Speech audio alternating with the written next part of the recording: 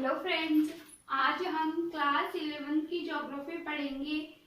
हम यूनिट 3 पढ़ेंगे। यूनिट 1 और यूनिट 2 4th चैप्टर तक हमने पिछली वीडियो में पढ़ लिया। अब हम इस वीडियो में लेसन 5th पढ़ेंगे और यूनिट 3 पढ़ेंगे। यूनिट 3 है भू आकृतियां और हमारा जो चैप्टर है नेक्स्ट वह है खनिज और शेल। इस चैप्टर में हम खनिज क्या होते हैं इसके बारे में पढ़ेंगे और शेल के बारे में पढ़ेंगे कि शेल क्या होते हैं और शेल का निर्माण किस प्रकार होता है और प्रमुख खनिज कौन कौन से हैं और खनिजों के प्रकार कौन कौन से हैं, इन सब के बारे में इस चैप्टर में हम पढ़ेंगे।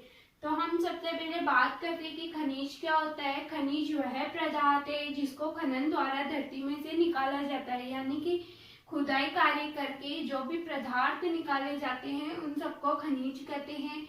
फिर खनिज के बाद हम बात करते हैं मैग्मा की। मैग्मा क्या होता है? यह खनिजों का मूल स्रोत होता है और जब ज्वालामुखी उद्गार होता है तो ज्वालामुखी उद्गार होने के पश्चात जब उसमें से मैग्मा, लावा, कंकड़ पत्थर आदि सब पदार्थ निकलते हैं तो जो मैग्मा उसमें से निकलने के पश्चात धरती पर फैलता है और जब वह ठंडा होकर शेलों का निर्माण होता है, यानी कि एक या एक से अधिक खनिजों से मिलकर शेलें बनती है। तो शेलें यानी कि चट्टानें जब मैग्मा ठंडा होता है तो ठंडे होने के बाद वह अनेक खनिजों से मिलकर एक चट्टान का निर्माण करती है।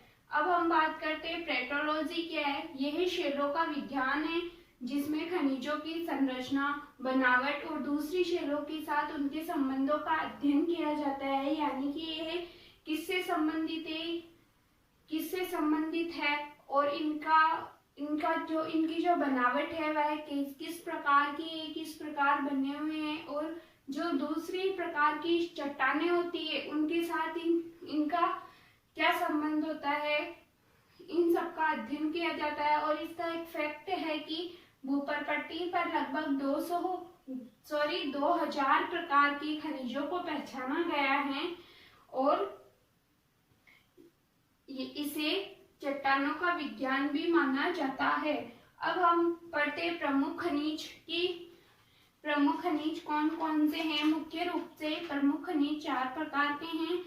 अब इसमें हमें खनिजों की विशेषताओं के बारे में पढ़ने हैं चारों खनिजों में, और इसमें हम पढ़ेंगे क्या क्या पाया जाता है, इनका रंग कैसा होता है और इनका उपयोग किस किस में होता है, इन सब के बारे में पढ़ेंगे। तो सबसे पहले हम फेल्डस्पर के बारे में पढ़ते हैं कि पृथ्वी की जो प्रकृति का आधा भाग है वह फेल्डस्पर से बना है और इनका रंग हल्का क्रीम व हल्का गुलाबी होता है तथा इनका ज्यादातर उपयोग चीनी मिट्टी के बर्तन और कांच बनाने में किया जाता है और इसके अंदर जो उपस्थित होते हैं वह सिलिकॉन तथा ऑक्सीजन जो है वह फेल्डस्पर में उपस्थित होते हैं।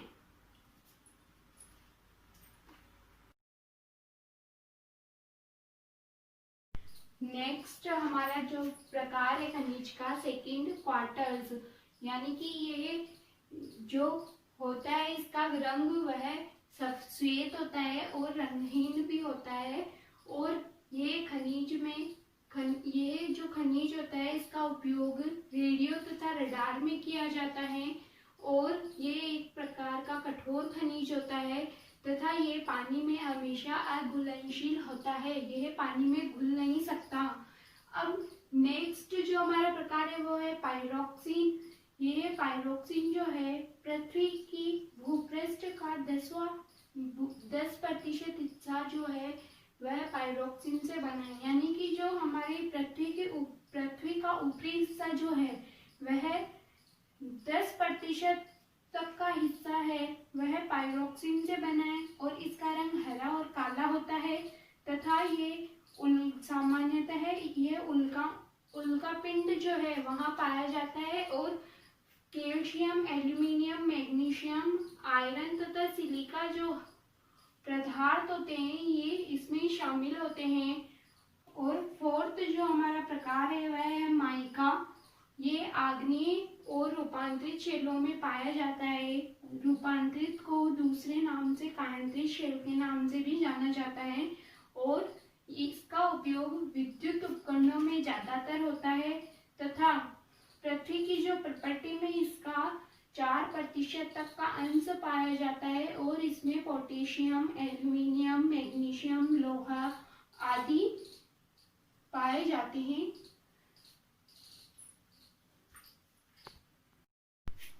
अब हम नेक्स्ट पढ़ते हैं खनिज की। खनिज को कितने प्रकारों में बांटा गया है। खनिज को मुख्यतः 2 भागों में विभक्त किया गया है, धात्विक खनिज और अधात्विक खनिज। एग्जाम में क्वेश्चन भी आ सकता है कि खनिज क्या होते हैं और अधात्विक खनिज और धात्विक खनिज में अंतर बताइए या दोनों की विशेषता बताइए।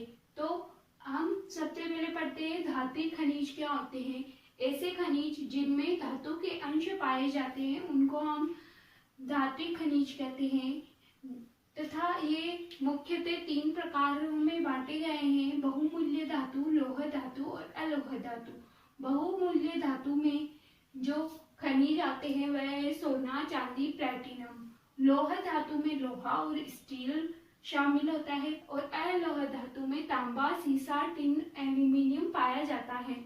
नेक्स्ट है अधात्विक खनिज। ऐसे खनिज जिनमें धातु के अंश नहीं पाए जाते उन्हें हम अधात्विक खनिज कहते हैं और मुख्यतः जो अधात्विक खनिज है वह है गंधक, फास्फेट और नाइट्रेट। जो हमारा सीमेंट और नमक जो है वह अधात्विक खनिजों का मिश्रण माना जाता है क्योंकि इन्हें पिघलाने की जरूरत नहीं पड़ती है इसलिए। अब हम नेक्स्ट टॉपिक की बात करें कि शेल क्या होता है या शेल की विशेषता बताइए। तो शेल का मुख्य सामान्यतः हम अर्थ देखें तो चट्टान से लिया जाता है।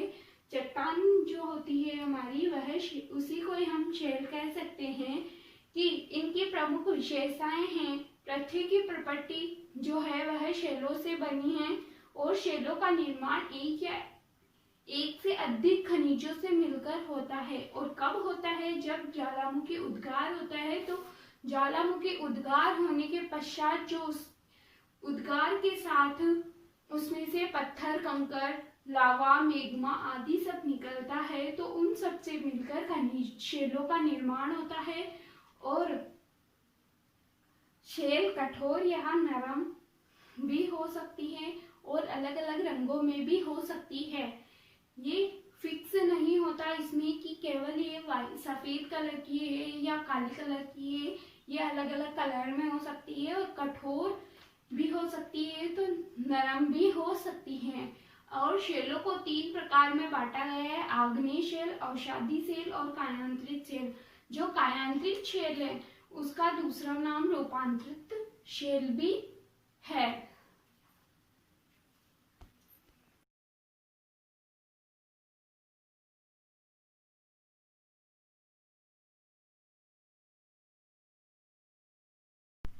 अब हम पढ़ते हैं सबसे पहले आग्नेय शेल के बारे में कि इनका निर्माण पृथ्वी के आंतरिक भाग के लावा से होता है और इसीलिए इन्हें प्राथमिक शेल भी कहा जाता है। और जब मैग्मा के ठंडे होने के बाद आग्नेय शेल का निर्माण होता है, यानी कि जब ज्वालामुखी उद्गार होता है तो उद्गार होने से निकलने वाला जो मैग्मा लावा है वह सब ठंडा होने के बाद जिस चट्टान के रूप में परिवर्तित होता है उसे हम आग्नेय शेल के नाम से जानते हैं। जैसे ग्रेनाइट, पेग्मेटाइट, बेसाल्ट आदि सब उदाहरण है। नेक्स्ट है अवसादी शेल। अवसादी शब्द की उत्पत्ति लैटिन भाषा के शब्द सेडिमेंटस से हुई जिसका अर्थ होता है व्यवस्थित होना। अपक्षय एवं अपर्दन के विभिन्न साधनों द्वारा चट्टानों के विघटन और उसके टूटने से उन पदार्थों का परिवहन तथा किसी भी स्थान पर जमाव होता है। और इनके प्रमुख उदाहरण है चूना प्रस्तर, चूना पत्थर, कोयला और पोटाश। फिर है कायांतरित शेल। कायांतरित का अर्थ होता है स्वरूप में परिवर्तन, यानी कि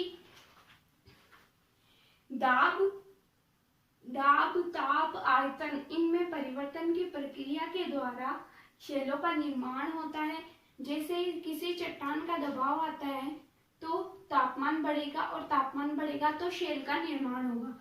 जब अवसादी शेलों के दाब, ताप एवं आयतन में परिवर्तन है तो कायांतरित का निर्माण होता है, और जो प्लेटों के खिसकने से और दबाव से शेलें अंदर की ओर खिसकने लगती है, तो इस दबाव से ये और जो अवसादी शेलें हैं वह टूटने लगती है, और अवसादी शेलें के टूटने से जो नई शेलों का निर्माण होता है उन नई शेलों को हम कायांतरित शेल कहते हैं, जैसे ग्रेनाइट, संगमरमर आदि। अब हमारा जो लास्ट टॉपिक है वह है शेल चक्र की। शेल चक्र का जो निर्माण है वो किस प्रकार होता है। तो सबसे पहले जो हमारी आग्नेय शेल है उसका निर्माण होता है, फिर उसके बाद में इन चट्टानों पर अपक्षय और अपर्दन का कार्य प्रारंभ होता है। यानी कि जो हमारे सबसे पहले है वह सबसे पहले आग्नेय शेल का निर्माण होता है, फिर उन पर अपक्षय और अपर्दन का कार्य आरंभ होता है, और अवसादी, और ये होने के बाद में अवसादी जो चट्टानें हैं उनका निर्माण होना शुरू होता है। फिर आग्नेय और अवसादी चट्टानें, जो आग्नेय और अवसादी चट्टानें हैं, ये इन पर ताप तथा दाब के प्रभाव से कायांतरित जो शेल है वह उनमें बदल जाती है, और फिर से ये अधिक गहराई में जाने के बाद पिघलती है, और गलन होना यानी कि वह पिघलती है अधिक गहराई में जाने के बाद। तो वह पिघलने के कारण जब वापस आग्नेय चट्टानों में बदल जाती है, तो इस प्रकार की ये शेलें अपना वर्ग बदलती रहती है, और एक वर्ग की चट्टानों का दूसरे वर्ग की चट्टानों में बदलने की इस क्रिया को ही हम शैली चक्र कहते हैं। और ये एक ऐसी प्रक्रिया है जिसमें पुरानी शेलें परिवर्तित होकर और नई शेलें बदलती रहती है। यानी कि आग्नेय शेल जो है ये इसमें अपक्षय और अपर्दन होगा, उसके बाद वह अवसादी शेल का निर्माण करती है। फिर आग्नेय शेल और अवसादी शेलें दोनों मिलकर कायांतरित शेल का निर्माण करती है, और जब इनका गलन होता है, जब ये गलन कार्य चलता रहता है, तो ये फिर वापस कायांतरित शेल से आग्नेय शेल का निर्माण करती है। तो ये चक्र जो है वह चलता रहता है। इसी चक्र को हम शैली चक्र के नाम से जानते हैं। Thank you so much. Please like, share and subscribe.